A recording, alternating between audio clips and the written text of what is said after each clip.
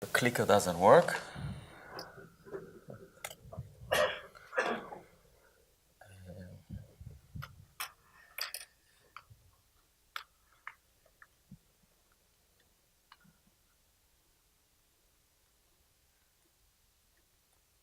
Okay, I'll do without it. Okay, so this is a joint work with my PhD student, Lior Gishboliner from Tel Aviv University. So let me start with some background and motivation.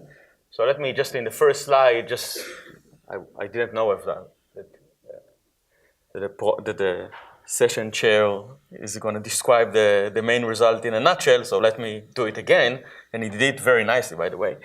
So the question is the following simple case, the following very specific problem, and I'll try later to explain why it's interesting. That suppose a graph is far from being induced C4 free. So C4 is the cycle on 4 vertices, and a graph is induced C4 free if it doesn't contain 4 vertices that contain the 4 edges of the cycle and doesn't contain the other 2 edges. Okay, so a clique of size 4 is induced C4 free. Okay, it contains a C4, but it's not induced. Okay, so the question is, can we, in how many vertices should we sample from a graph that is far from being induced C4 free in order to catch one of these C4s? So we know that because a graph that is not induced C4 free contains at least 1. The idea is that if it's far from being induced C4 free, it should contain many of these obstructions, right? Okay, so the previous result was that it's enough to sample tower of polynomially in poly 1 over epsilon many vertices. Okay, tower of 1 over epsilon is 2 to the 2 to the 2 to the 2 to the 2, 1 minus 1 over epsilon times. Okay? And the open problem that was asked by Noga Alon and by David Conlon and Jacob Fox is whether this can be improved to a polynomial in 1 over epsilon. And the thing is that previous results suggest, and I will explain why, they suggested that the answer should be no. Okay? Now what do we do? So we don't show that the answer is yes, but we do manage to bring the query complexity down from a tower of height polynomial in 1 over epsilon to a mere exponential in 1 over epsilon. And at least we think that this is, and we almost get it down to a polynomial. There is one step, it's like the silliest step of the proof, which makes the bound actually exponential in 1 over epsilon, not polynomial in 1 over epsilon.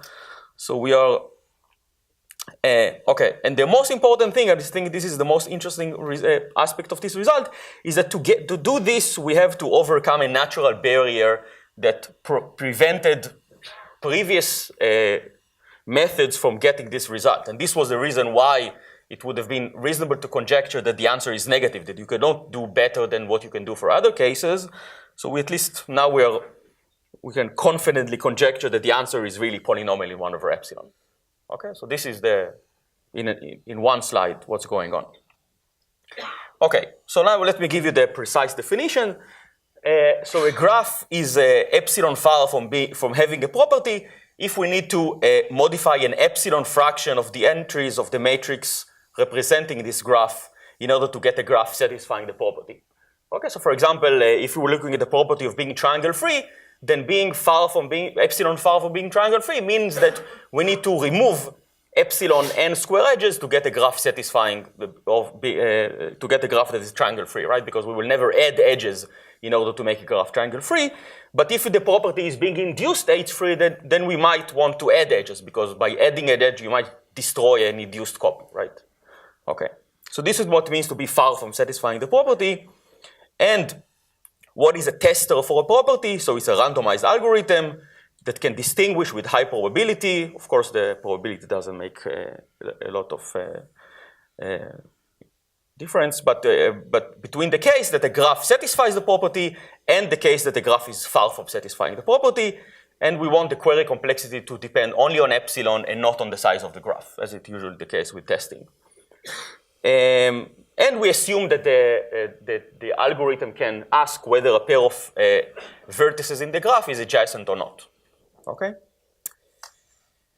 So we said that a property is testable if it has such an algorithm whose query complexity only depends on epsilon and not on the size of the input.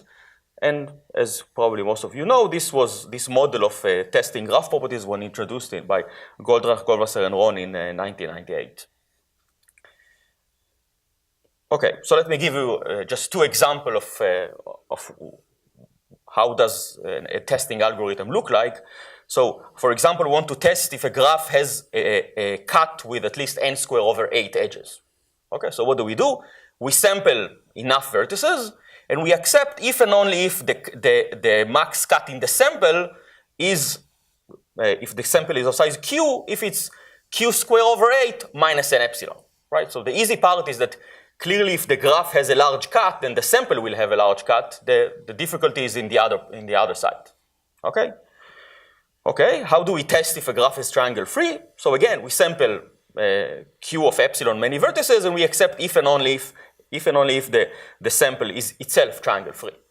Now we can ask, max cut is a much harder problem than triangle-freeness, so surely the query complexity should be much smaller for triangle-freeness than it is for max cut, but the answer could not have been more reversed, is that what we know is that for max cut, this follows from the original paper of Goldratt, Goldwasser, and Ron, that for max cut we can actually do with just a polynomial query complexity, polynomial in 1 over epsilon, and estimating Q2 of epsilon, the query complexity of testing triangle freeness, is equivalent to the famous triangle removal lemma in extremal graph theory, and the best known bounds for this lemma, which again, we can state them as results about query complexity of testing triangle freeness, is that we know that the query complexity is not polynomial, so we know that it's not as easy as max cut, but it's just barely super polynomial. It's just 1 over epsilon to the log 1 over epsilon.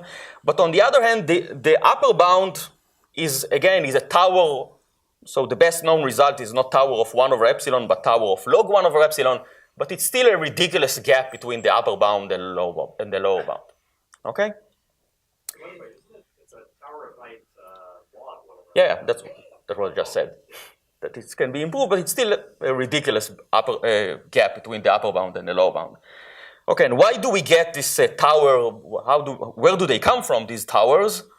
So these towers come from using the regularity lemma. So the original proof that gave a tower of height polynomial in 1 over epsilon came from using Semeretti's regularity lemma, and the tower of height logarithmic in 1 over epsilon. One way to get this is from a relaxed version of the regularity lemma that from a paper of mine with the original proof is of course a result of Jacob Fox.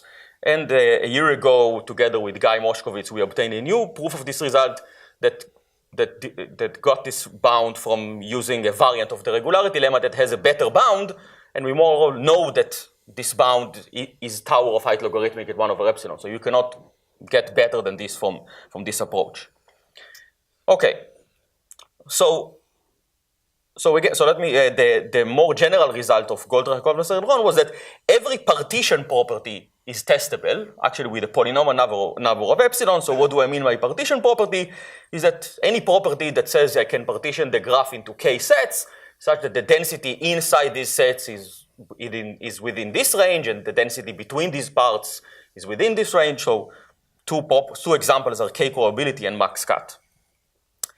Okay, so and the result of Noga Alon and myself from about 10 years ago is that every hereditary graph property is testable. A graph property is hereditary if it's closed under removal of vertices. For example, triangle freeness, for example, k-probability, induced C4 freeness, all of these properties are closed under removal of vertices. But while the result of Goldratt, Goldwasser, and Ron was a polynomial query complexity, in our case, it's towers of, or even worse. Perhaps it's better not to talk about it.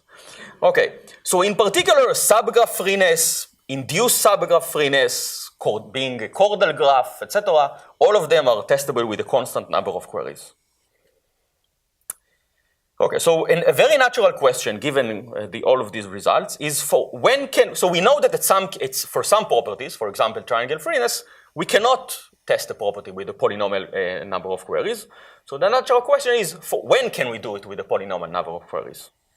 Okay, and a result, and the question of Alon is perhaps the most basic thing you would want to know about a graph is this, for a fixed graph H, whether the graph is induced H-free, right? This is, you have a graph and you want to know whether a certain pattern appears in it or not, right?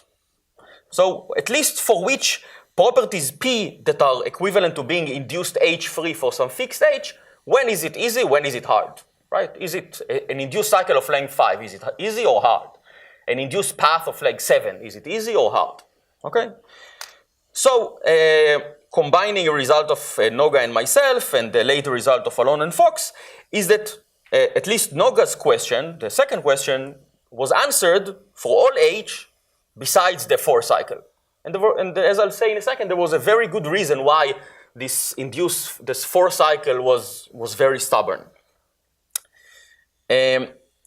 Okay, so now let me mention another result. Is a result with Lior from a year ago, is that we had a result that more or less generalized all the previous results, all the positive and negative results in this area. So what did this theorem say? It said that if you want the query complexity to be polynomial, then it's enough that the family of forbidden subgraphs. Okay, so remember that every hereditary property can be described as not containing a family of forbidden subgraphs, right? For example, triangle freeness is the property of not containing a triangle, okay? And the property of being k-callable is the property of not containing a non-k-callable subgraph, okay? So if your family of forbidden subgraphs, so this I'm just reading what does the result with Lior said. So if the family of forbidden subgraphs contain a bipartite graph, a co-bipartite graph is where you can split the vertex set into 2 cliques, not 2 independents, it's 2 cliques. So if it contains 1 bipartite graph, 1 co-bipartite graph, and 1 split graph, then the property is easy. Okay, for example, if you think about it for a second, you see that a path of length 4 is itself, I'll use it in the second slide, if you look at the path of length 4, it is itself a bipartite graph, a co-bipartite graph, and a split graph. You can do it as an exercise. And the second item of this is that if your family of forbidden subgraph, so the query complexity is not polynomial, if your family doesn't contain either a bipartite or a co-bipartite graph. So it sounds like it's almost a characterization, right? And guess who is the nasty guy who doesn't fall into this characterization? It's the 4 cycle, right? Because the 4 cycle is bipartite and co-bipartite, but it's not split. So we cannot use the positive result in order to get a polynomial bound, and we also cannot use the negative result in order to get a super polynomial bound. Okay, and at least you can ask yourself, so what stands behind the positive result? How do we get this polynomial bound? So the way we get this polynomial bound is that we show that every property, hereditary property that has these 3 forbidden subgraphs, at least 1 bipartite, 1 co-bipartite, and 1 split, every graph satisfying this property has a very small semi-ready partition. Okay? So, really? Okay. You're not joking. Okay, so what is the problem with the Severedi's regularity lemma is that it gives us a lot of information about the graph, but it comes at a very hefty price.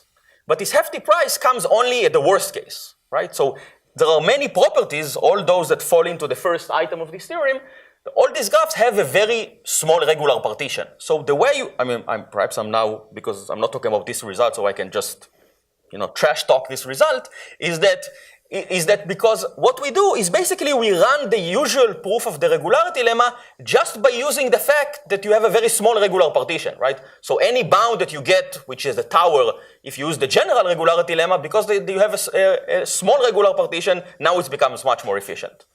Okay, it's not really what's going on, but for this talk it sounds better. Okay, so why can't we do the same for triangle freeness? Well, because the fact is that some triangle-free graphs have only epsilon regular partition of tower-type size. Okay, so a famous result of Gowers says that the bounds in the regularity lemma are actually unavoidable. So there are cases where a graph can have only regular partition of tower size, and it's not easy to, it's not hard to see that you can also turn his example into a bipartite graph, which is of course triangle-free. right? So there are bipartite graphs that have only regular partition of tower type size. So there is no way you could use this approach of getting a better bound by showing that that every graph in the property has a very small regular partition. Okay, so now the natural question is,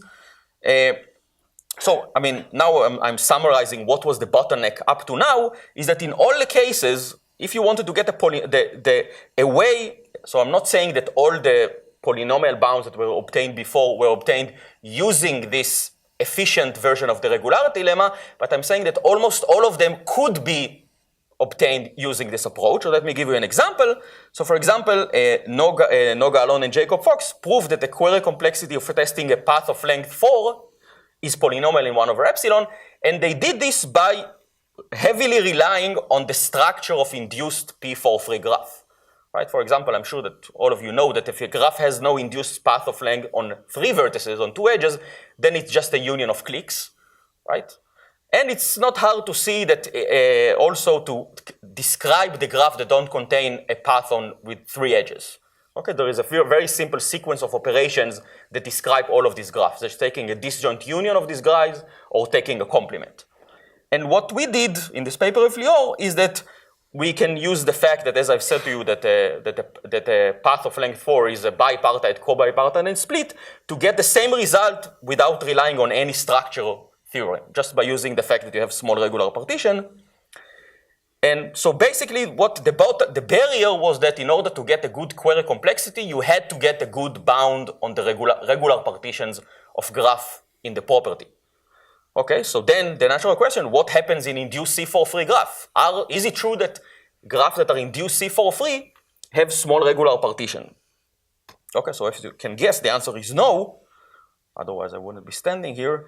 Because why? Is because now if you take an independent set and the clique, and you put any graph you want between these two sets, the clique and the independent set, you always get an induced C4 free graph. So if you put between the clique and independent set the example of Gowers, then you get a graph that has no regular partition of size better than tower, right? So this is why perhaps it would have made sense to guess that the answer that you cannot get a polynomial bound. And what we show is that you can actually get an exponential bound. And what we show, so there is, if you want, there is a large gap between the query complexity and the size of the regular partitions of graphs in the property. And we also look at the property of being chordal. So a graph is chordal if it doesn't contain an induced cycle of length at least 4. Okay? So what we show is that this property can also be tested within only an exponential number of queries. Again, the best known result was prior to this was a tower type result. And the nice thing here is that at least we can show that if you are epsilon far from satisfying this property, you contain at least one cycle of length polynomial in 1 over epsilon. So there is a small proof of the fact that you're not a chordal graph, but unfortunately we cannot catch one of these proofs with a polynomial query complexity. We still need this to be exponential, and we conjecture that you can do this with a polynomial query complexity. How much time do I have? 2 minutes. Okay.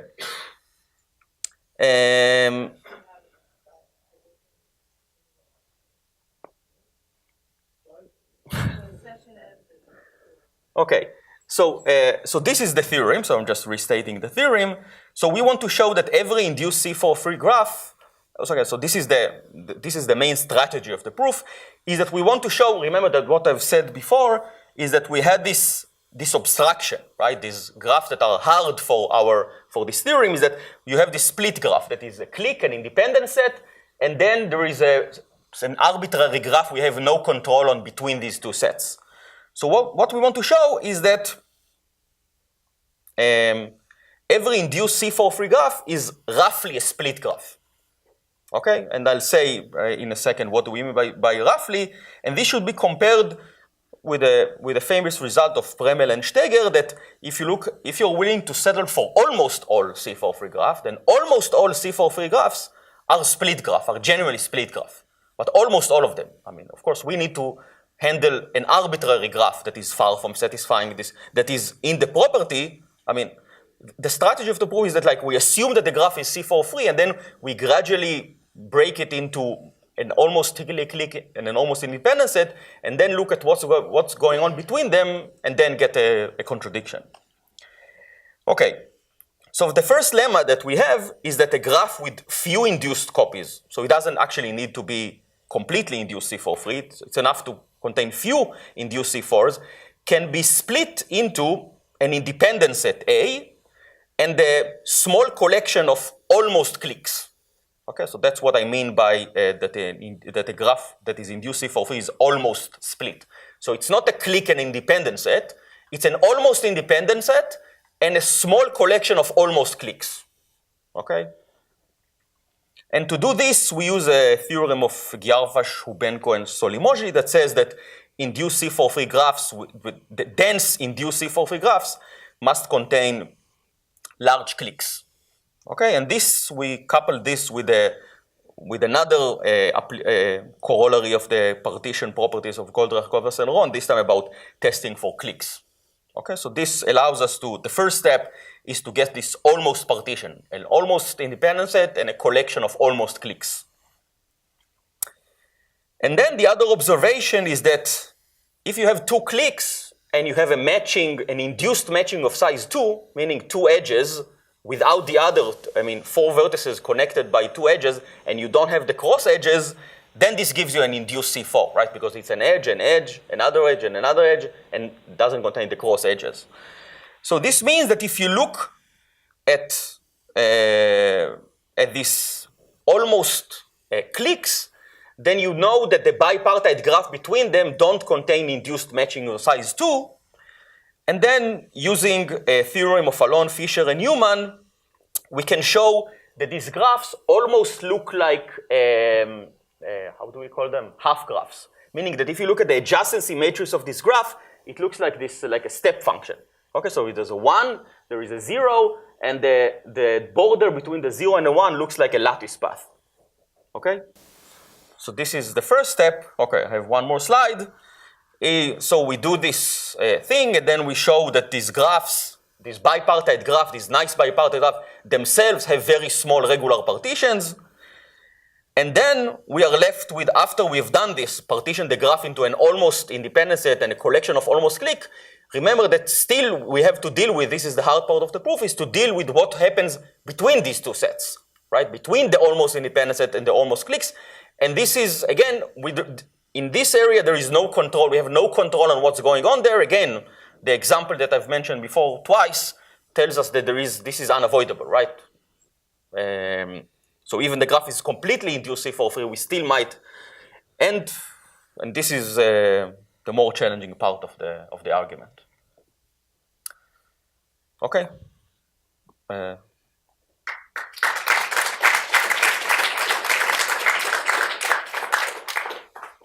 Question before going on the break? So I was wondering, David, when you show the small regular partitions, do they converge similarly and you show the intercept? How do you do that? You mean in the previous paper or on this paper? No, in this paper we don't, I mean, it's not a regular partition because we don't have any control on what's going on between the independent set and the collection of clicks. Over there, it's arbitrary. We don't know what's going on there, so it's by no means a regular partition. Right. Mm-hmm. In the other paper, it's not really mimicking the proof of the regularity lemma, but it's similar. The important thing is that showing that these properties with these nice 3 forbidden guys, that they have these small regular partitions. It's actually even more than a regular partition. They have a partition such that all the pairs, almost all the pairs, all the densities are almost 0 or almost 1. It's much stronger than, right? If you know what's regularity lemma, it says that you can partition the graph into blocks, just the bipartite graphs are quasi-random, behave like random bipartite graphs. So in this theorem that I mentioned before with Lior, is that what we get is a partition that almost all the pairs are either completely empty or completely full, which is even easier to handle.